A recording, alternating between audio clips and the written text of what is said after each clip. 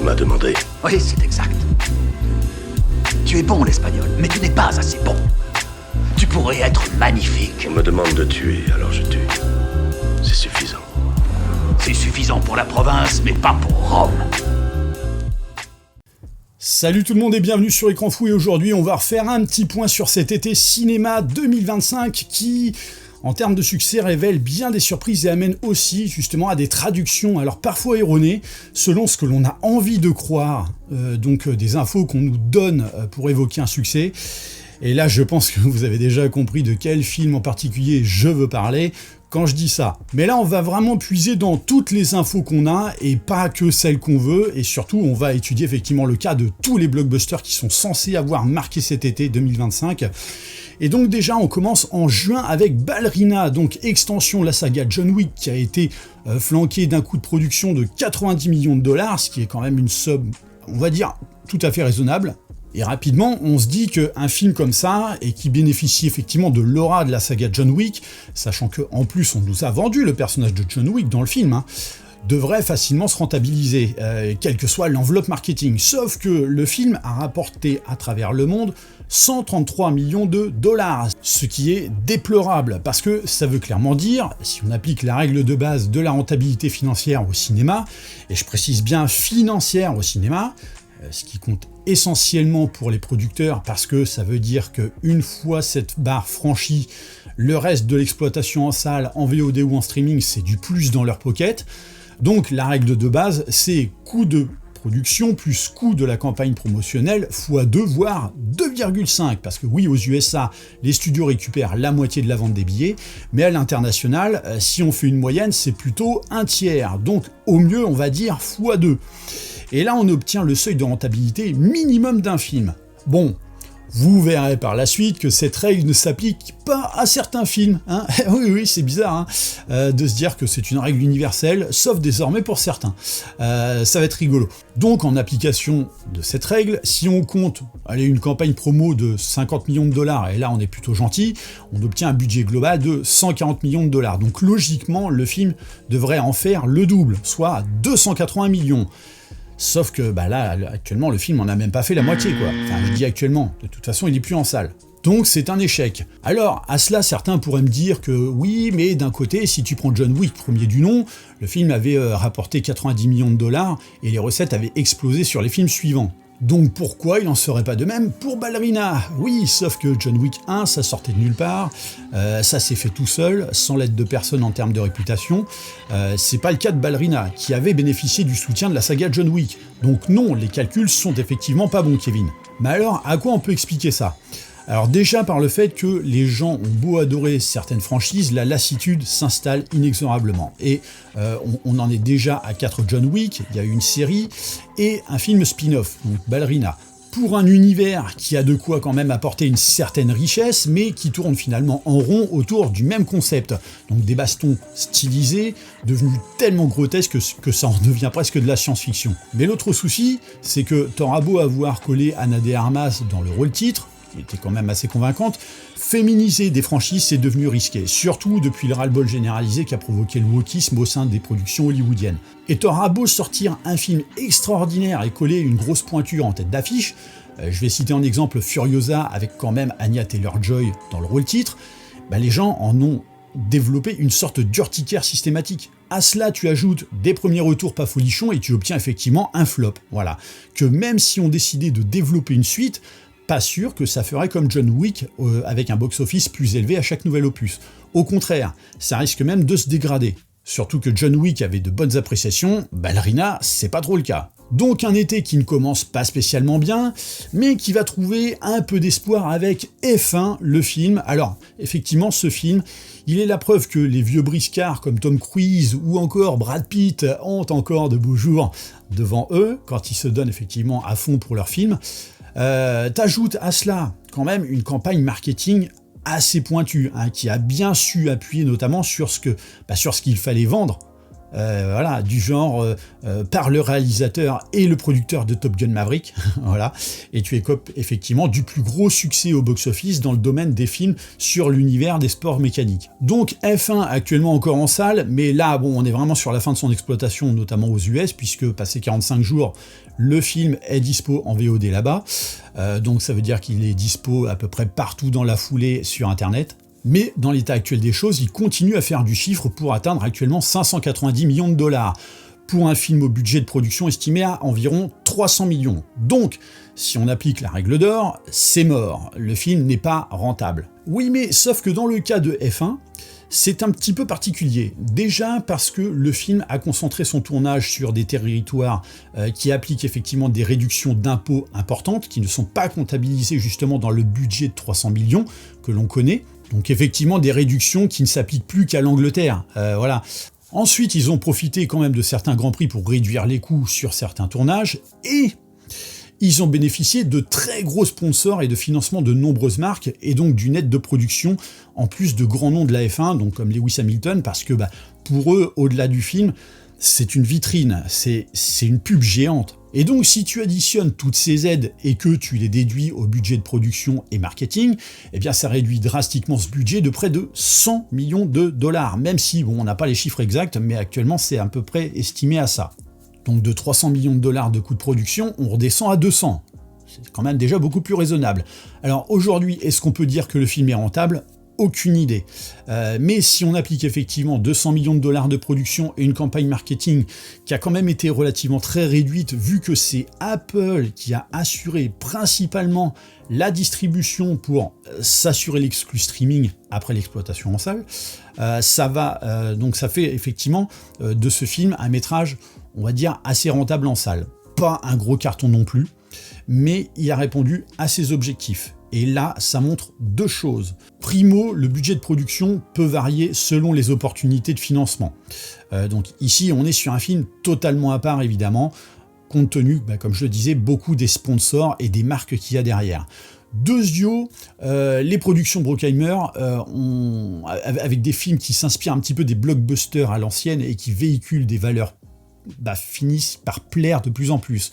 Donc avoir par exemple un remake de Jour de tonnerre, comme aimerait le faire Joseph Kosinski par la suite, avec potentiellement Tom Cruise et Brad Pitt, bien sûr que ça va cartonner.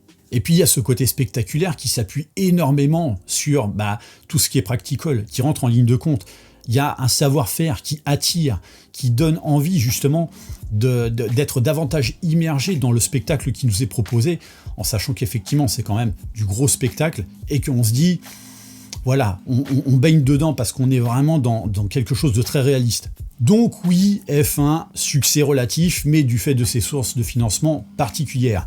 Mais déjà, là, ça révèle que les films à gros budget de la sorte, alors j'entends par là des productions qui dépassent les 150 millions de budget hors promo, de nos jours deviennent très difficiles à rentabiliser financièrement au cinéma, je le rappelle. Maintenant, il faut savoir aussi ne pas dépasser les limites de ce genre de film en produisant des films exceptionnels comme ceux-là, de manière pondérée, sans pousser justement encore à l'overdose que l'on connaît à travers plusieurs franchises.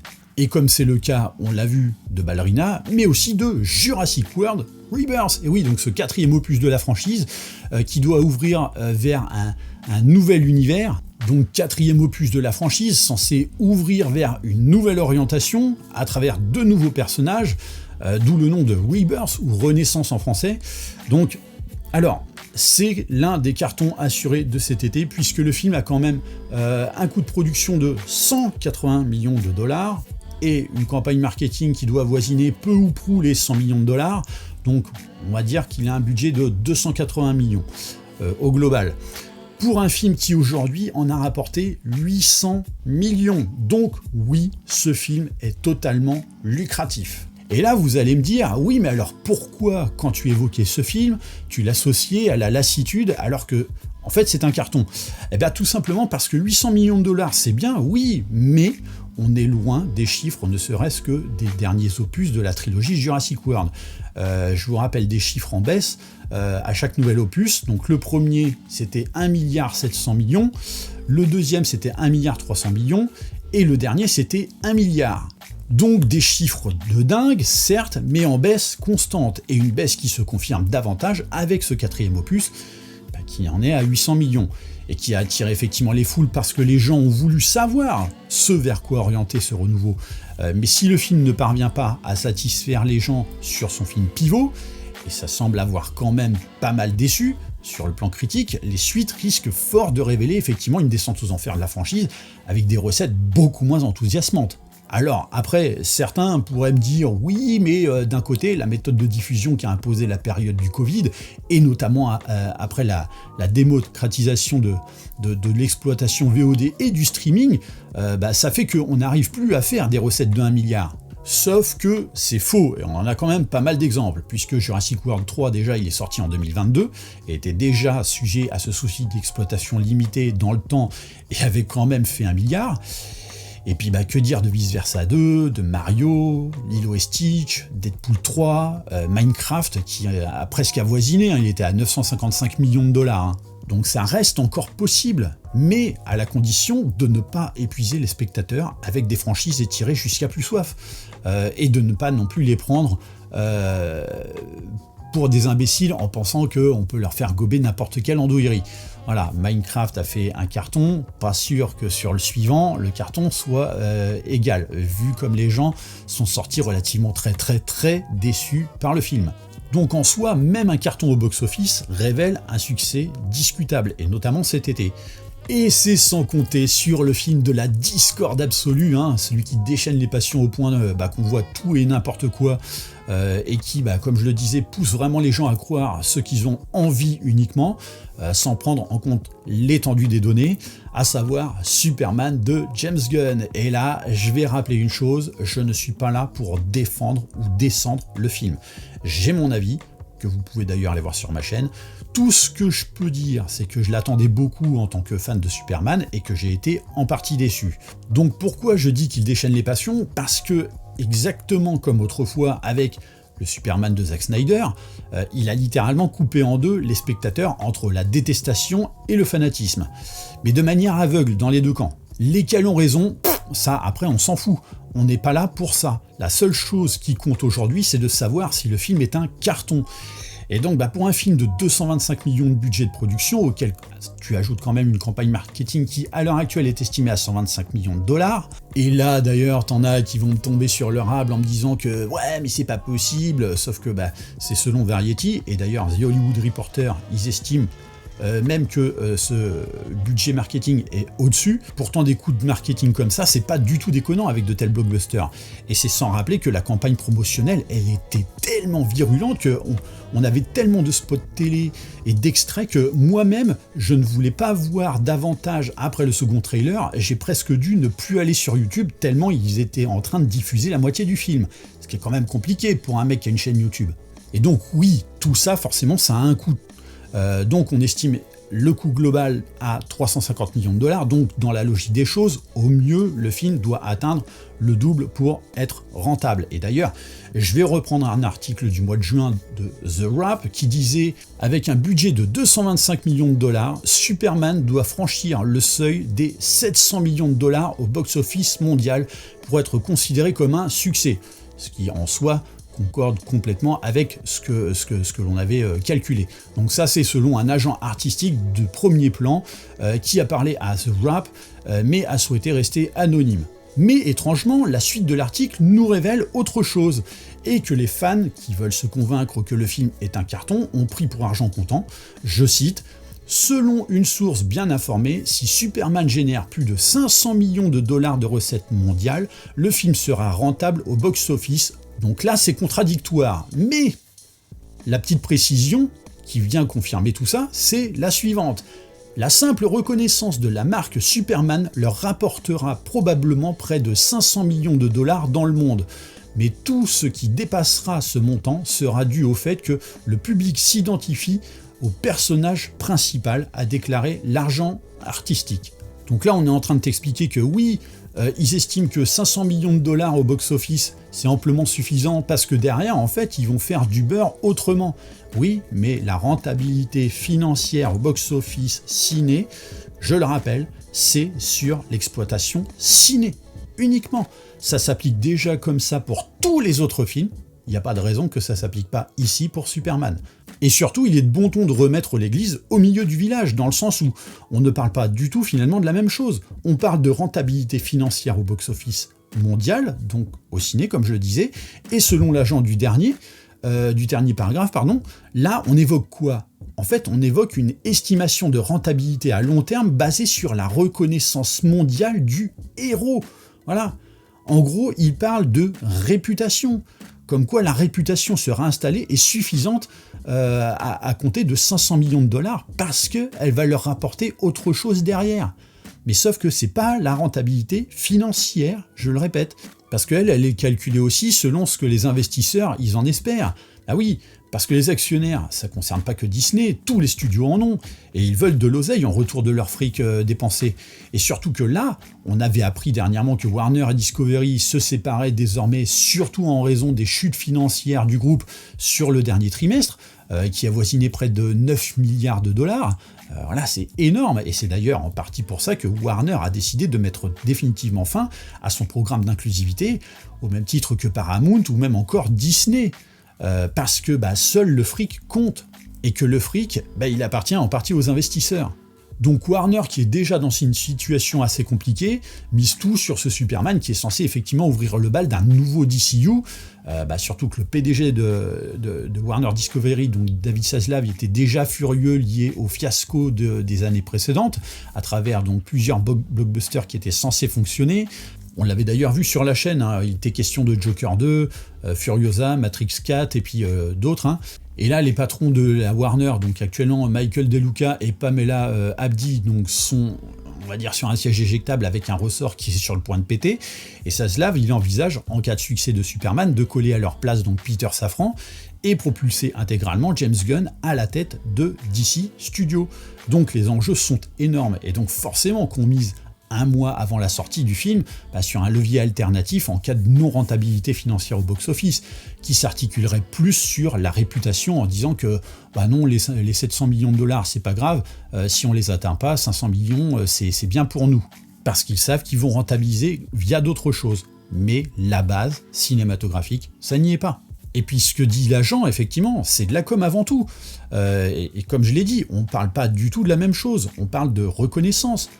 Vous savez, cette même reconnaissance que d'ailleurs avait évoqué James Gunn pour excuser le succès en demi-teinte de son film, notamment à l'étranger. Voilà, il avait dit que si le film cartonnait pas autant en dehors du territoire américain, en fait c'est parce que Superman n'est pas un personnage assez reconnu à l'international. Oui, bien sûr. Et sinon, t'en fais quoi justement de la non-reconnaissance de Superman quand Man of Steel autrefois a fait 670 millions au box-office, ce qui avec l'inflation aujourd'hui ne donnerait pas les mêmes chiffres. Et t'en fais quoi aussi de la non-reconnaissance à l'international de Superman quand Batman vs Superman fait plus de 800 millions, et sachant que ces films ont fait un box-office international plus élevé qu'à domicile. Donc ça prouve bien qu'il cherche à justifier comme il peut des chiffres qui ne sont pas à la hauteur de ce qu'ils espéraient. Déjà, rien que ça, c'est révélateur. Si Superman n'était pas une icône totalement reconnue à l'international, ça n'aurait pas fait d'Henry Cavill l'un des acteurs les plus bankable à partir de Man of Steel. Alors ensuite, James Gunn a également révélé une autre dinguerie. Est-ce qu'on joue gros ? Oui, mais pas autant que ce que les gens en disent. Donc comprendre par là les gens qui évoquent 700 millions de dollars de rentabilité financière. Ils entendent ces chiffres selon lesquels le film sera un succès uniquement si ça fait 700 millions de dollars, voilà, ça colle, ou quelque chose, et c'est juste complètement n'importe quoi. Ça n'a pas besoin d'être une situation aussi énorme que ce que les gens en disent. Ah bon, donc voilà, jusqu'à présent la rentabilité financière au box-office ciné, et on prend en considération tous les mots dans rentabilité financière au box-office ciné, s'il vous plaît, donc ça s'appliquait quasi à tous les films avant, parce que les chiffres ne mentent pas, mais pas pour le film de James Gunn, parce que lui il l'a décidé, mais sans en donner plus de détails. Non mais c'est fou quand même la vie, enfin voilà, quand on sait qu'il suffit juste qu'on le décide pour qu'il faille que ce soit une vérité. Mais le pire, c'est que les fans du film, qui jurent que par lui en ce moment, je leur en veux pas, mais ils boivent ces mots parce que ça va dans le sens de ce qu'ils ont envie de croire, mais sans prendre le recul nécessaire pour étudier la chose. Et oui, parce que Gunn lui aussi parle de réputation pour la suite de la franchise DCU, mais en termes de blé, quand ton film rapporte 340 millions de dollars à domicile et que ça te permet au studio de ramasser 170 millions de dollars sur cette somme, parce que ça en récupère la moitié aux États-Unis, et que le film fait 250 millions de dollars à l'international, où ici le studio va en récupérer beaucoup moins que la moitié, donc environ 100 millions, on est à seulement 250 millions pour un film qui en a coûté 350. Donc pas besoin d'avoir fait maths sup pour savoir que ça ne colle pas en termes de rentabilité financière directe, en salle. Et plus fou encore, c'est que le film n'aura pas attendu la règle des 45 jours d'exploitation en salle pour sortir en VOD, puisqu'il est déjà dispo. Alors pourquoi ? C'est James Gunn qui a justifié ça de la sorte au micro de Screen Rant. Il dit c'est très compliqué, mais en vérité c'est à cause de Peacemaker. Au départ, je pensais que Peacemaker sortirait le mois prochain. Beaucoup de choses ont échappé à notre contrôle, donc Peacemaker est sorti maintenant. Du coup, je voulais que tous ceux qui le souhaitent puissent voir Superman, même ceux qui n'avaient pas pu aller au cinéma avant Peacemaker. Voilà la vraie raison. Après, il dit ce qu'il veut, là encore une fois, c'est de la com. Ce serait pas la première fois qu'on nous évoquerait des choses qui ne reflètent pas l'entièreté de la réalité. Mais sauf que si les gens n'ont pas été le voir en salle durant plus de 30 jours, c'est pas en le sortant en VOD à 19 balles à la loc et 25 balles à l'achat que ça va les motiver pour autant. C'est une fausse excuse. D'autant que là, en plus, t'es en train de nous confirmer que, en gros, tu fais du DCU, ce qui a déjà commencé à tuer depuis quelques temps Marvel, à savoir faire des interconnexions entre tout, au point que rien ne va être indépendant. Et puis Peacemaker, quoi. C'est pas le carton absolu en termes d'audience, je suis désolé de le dire. Voilà, si on se réfère aux chiffres du site Nielsen, d'ailleurs, ça conforte davantage dans l'idée que, pour un tout nouvel univers, il commence déjà de manière assez foutraque, quand Gunn veut tirer un trait sur absolument tout ce qui a été fait avant son arrivée dans l'ancien DCU, sauf ce que lui a intégré dedans. Voilà, donc Peacemaker qui existait dans l'ancien DCU, à côté de personnages de cet univers comme Superman de Henry Cavill, Aquaman, Amanda Waller et j'en passe, il est rattaché finalement à son tout nouvel univers, donc voilà, ça se passe comment, on fait quoi avec tout ça ? Est-ce qu'on n'est pas là dans un multivers également ? Donc tout doit disparaître de l'ancien temps, sauf tes propres trucs. Si ça révèle pas le niveau de melon du mec... Bref, donc le film est associé à Peacemaker, il a lui-même évoqué qu'effectivement il y avait un lien entre les deux, donc dispo à la VOD, ce qui veut dire qu'il est tout autant sur internet, donc le film, concrètement, il est mort en salle, partout dans le monde, voilà, faut pas chercher. Mais tout simplement parce que, et ça James Gunn ne le dit pas, mais si on se réfère aux recettes mondiales du film sur les dernières semaines, il y a 3 semaines, il faisait 100 millions de dollars au box-office mondial. Il y a 2 semaines, il en faisait que 50 millions, donc la moitié, et la semaine dernière, c'était 28 millions, donc encore divisé par 2. Donc là oui, peut-être qu'il est cohérent dans l'idée de vouloir associer ça à Peacemaker, mais c'est aussi et surtout parce que le film, sur sa dernière semaine d'exploitation, il aurait quasiment rien fait et que la VOD leur rapportera déjà bien plus. Il y a une énorme stratégie marketing derrière, faut pas se leurrer. Et ce n'est pas parce qu'il ne l'évoque pas que c'est pas pour autant vrai. Donc en soi, est-ce que le film est un échec ? En termes de réputation, non. Parce que même en alimentant la haine de ceux qui en veulent à Gunn d'avoir sali une telle icône super-héroïque, ça fait parler du film et du personnage, et donc de l'univers. Donc cette réputation, comme l'évoque James Gunn et le fameux agent, est totalement fondée et se doit d'être prise en considération. Ça, c'est indéniable. Mais c'est pas pareil qu'une rentabilité financière au box-office. Voilà. Maintenant, est-ce que, avec de tels chiffres, ça suffit pour bâtir des fondations solides pour leur univers, quand on sait que les prochains films, ça va être Supergirl, voilà, qui a beaucoup moins d'aura. Là, oui, James, je suis désolé de te le dire, mais tu pourras dire qu'effectivement, à l'international, elle est assez méconnue. L'autre film, c'est Clayface, donc un film articulé autour d'un méchant qui est pas des plus iconiques de l'univers de Batman. Donc, est-ce que ça va entretenir le DCU, ça ? Je ne suis absolument pas du tout étonné que Warner ait déjà sollicité Gunn pour commencer à plancher sur Superman 2. Parce que, voilà, j'ai des doutes quant au succès des autres films de l'univers, qui sont prévus d'enrichir justement cette première phase. Maintenant, sait-on jamais, voilà, ça reste des doutes que moi j'ai, n'en faisons pas pour autant des plans sur la comète. Mais oui, en prenant tous les paramètres, la réputation est faite, mais c'est une chose, et la rentabilité monétaire en est une autre, et l'objectif n'est pas atteint. Maintenant, il faut savoir bien distinguer les deux, et pas juste se dire non, ils ont dit ça, donc comme j'ai envie de croire ça, c'est ça, voilà. Ils te disent ce qu'ils veulent, c'est de la communication, on le voit partout, même dans la politique. Enfin, je veux dire, on sait comment fonctionnent les médias, quoi. Et on sait surtout comment fonctionnent les premiers intéressés, voilà. Comment ils vont essayer de dialoguer autour de ça pour que, justement, ils puissent, tout puisse concorder dans leur sens. Surtout quand sur les réseaux sociaux, ceux qui t'avancent ces propos, ce sont des gens dont la chaîne et le compte s'articulent essentiellement autour des films de super-héros. Donc forcément que eux, ils vont en vanter des mérites. C'est leur business, et c'est tout à fait légitime.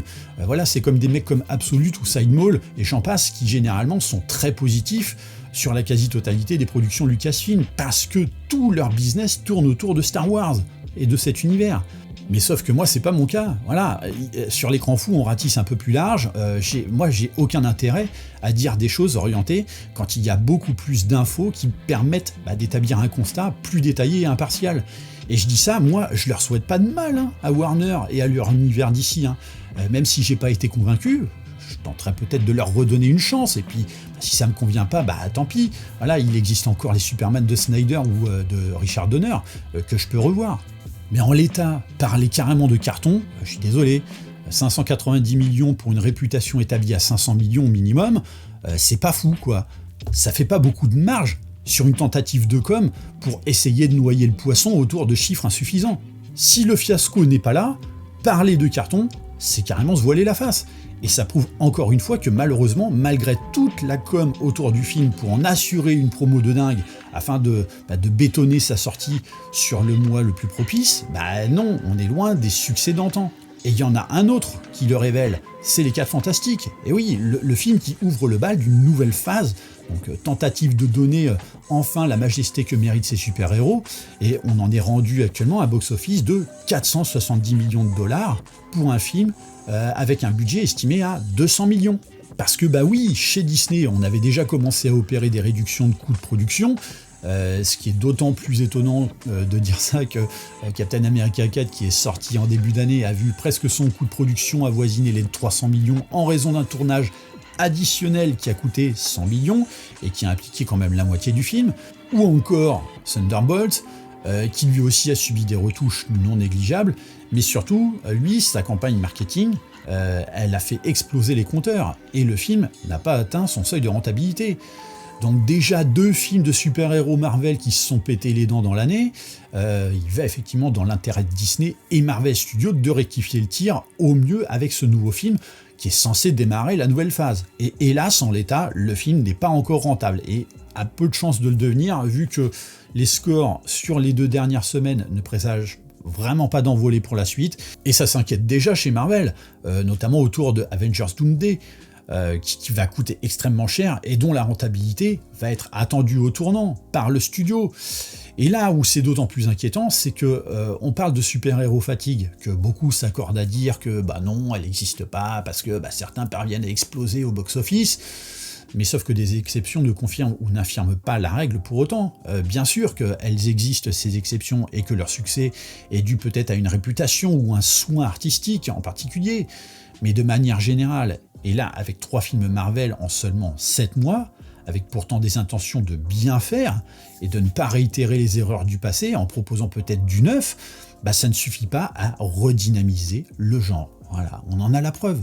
3 films en l'espace de 7 mois. Et pour vous dire à quel point cette situation estivale est vraiment problématique, rien qu'à travers le cas de Disney, c'est que l'an dernier, sur le second trimestre, Disney a enregistré environ 250 millions de dollars de bénéfices, en partie grâce à Vice Versa 2 et Deadpool 3, qui permettaient effectivement d'absorber les échecs. Mais ici, en dehors par exemple de Lilo et Stitch et son milliard de dollars au box-office, rien n'assure le carton cinématographique de Disney, puisque sur ce trimestre, la branche ciné de Disney, je dis bien ciné, enregistre des pertes de 20 millions contre 250 millions de gains l'année dernière.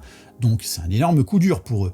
Alors bien évidemment, ils arrivent quand même à se refaire la cerise avec d'autres choses comme le merchandising, les parcs d'attractions et le reste. Mais le ciné chez Disney ne se porte pas bien du tout. En plus, dans une époque charnière où Disney, alors qui doit quand même assurer une rentabilité globale pour satisfaire les investisseurs, notamment suite aux promesses faites à leur égard afin de contrer cette tentative de pseudo-OPA qui avait eu lieu en 2023 avec Nelson Peltz, et que pour le moment, tout ne prête pas à penser que l'objectif est atteint. Et c'est pas non plus la rentabilité de Disney+, qui va le confirmer ici. Et c'est d'autant plus inquiétant que là où on a quand même le PDG de Disney, donc Bob Iger, qu'on peut carrément dénoncer comme étant le responsable de tout ça, il tente de prolonger son contrat à la présidence de l'entreprise. Bref, c'est un beau merdier, voilà, on aura peut-être l'occasion d'y revenir prochainement. Mais dans l'état actuel des choses, oui, les 4 Fantastiques ne sont pour le moment pas un succès et semblent pas partis pour le devenir à terme. Le seul qui peut fanfaronner pour l'instant, c'est Évanoui, ou Weapons en VO, donc qui enregistre un box-office mondial de 150 millions de dollars pour un budget de 48 millions, je crois. Donc lui, effectivement, il est un succès relatif, certes, parce que il explose pas non plus les scores, mais il enregistre quand même des bénéfices. Et là, on peut faire un bilan très simple. C'est que, comme Disney l'envisageait déjà, il faut peut-être revoir déjà les coûts de production à la baisse parce que on a fini par atteindre des sommes astronomiques. Alors certes, l'inflation est passée par là, mais que pour rencontrer un succès financier, ça devient extrêmement compliqué. Alors certes, on a évoqué le succès de Minecraft ou de Mario, mais qui peut s'expliquer par le fait que ce sont des nouvelles franchises ciné qui n'ont pas encore épuisé les spectateurs et qui avaient de toute façon pignon sur rue en termes de popularité grâce à leur support source. On peut parler également de Lilo et Stitch, mais parce que Stitch déjà c'est un produit de merchandising ultra puissant et que pour une fois Disney établissait une reconnexion familiale avec ce film et avec son public, et qui avait été perdu autrefois à cause du wokisme qui n'était là que pour satisfaire des micro-communautés, et qu'en fait les gens ont fini par bouder par lassitude. Mais les coûts de production sont devenus beaucoup trop élevés, des fois pour des rentabilités qui, déjà de base, ont de quoi être discutables. Et c'est d'autant plus critiquable que, en contrepartie, quand on regarde par exemple chez les Asiatiques, Godzilla Minus One, 15 millions de dollars de production. Voilà, comment tu peux justifier derrière d'avoir des budgets qui dépassent les 220 millions de dollars pour des résultats qui sont pas frappadingues, quoi. Déjà visuellement, et puis qui ensuite, effectivement, sont très très difficiles à rentabiliser. Mais l'autre constat évident, c'est que dès lors qu'on table effectivement dans des franchises qui ont été étirées comme une noisette de beurre sur une tartine trop grande, et potentiellement avec des partis pris qui peuvent amener à la division, c'est devenu très risqué. Enfin voilà, tu prends Marvel, Superman, Jurassic World ou John Wick, comme on l'a vu ici, il n'y a rien de nouveau. Et les gens, c'est peut-être ce qu'ils veulent. Maintenant, voilà, le nouveau, c'est pas forcément bien, quand ils tentent effectivement de nouvelles choses. Minecraft est pas un symbole de qualité.